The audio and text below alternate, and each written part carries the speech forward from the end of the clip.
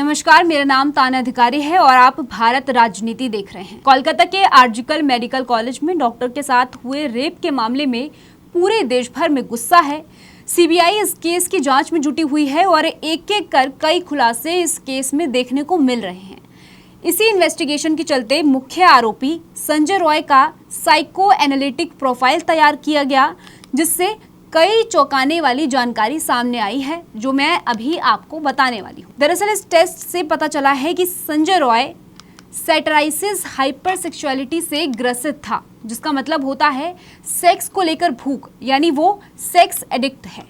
जांच में पता चला है कि वो पॉर्न वीडियोस देखता था और अक्सर रेड लाइट एरिया भी जाया करता था। ये रेड लाइट एरिया क्या होते हैं वो मैं आपको आगे बताऊंगी, लेकिन यहाँ बड़ी बात यह है कि वारदात वाले दिन भी अपराधी संजय रॉय 2 बार रेड लाइट एरिया गया था। बावजूद इसके उसने उस रात महिला डॉक्टर का रेप किया और उसके बाद उसकी हत्या कर दी। ये जानकर आपको भी मन में ये सवाल आ रहा होगा कि आखिर इतनी दरिंदगी उस अपराधी ने की क्यों।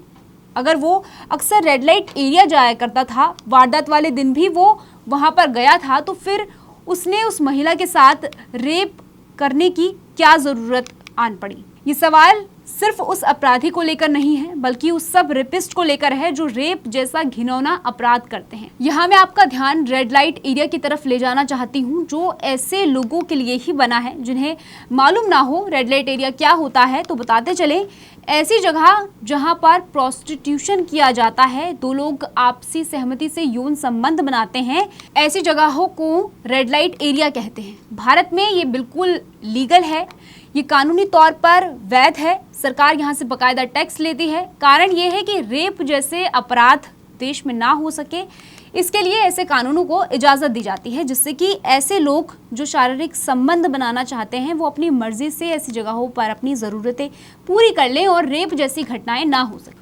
प्रोस्टिट्यूशन का ये व्यापार भारत में समय के साथ बहुत तेज़ी से बढ़ रहा है।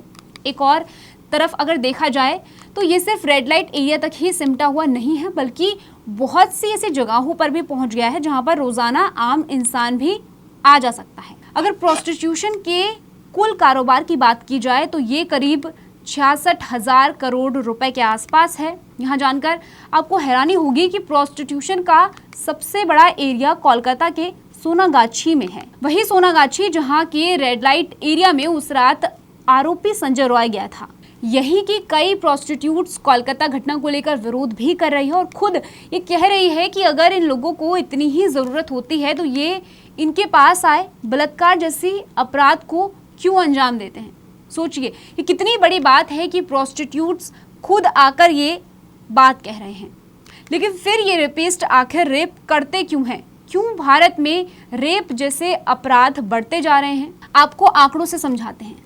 नेशनल क्राइम रिकॉर्ड ब्यूरो, जो कि सरकार की ही एक एजेंसी है, वो ये बताती है कि देश में हर रोज़ करीब 86 मामले दर्ज किए जाते हैं।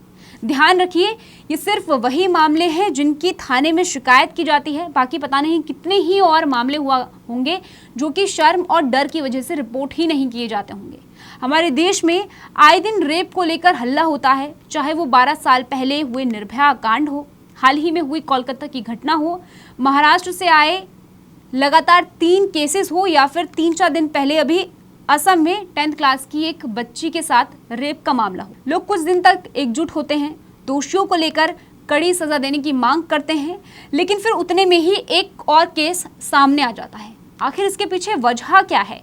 क्या इन अपराधियों को कानून का कोई डर नहीं है?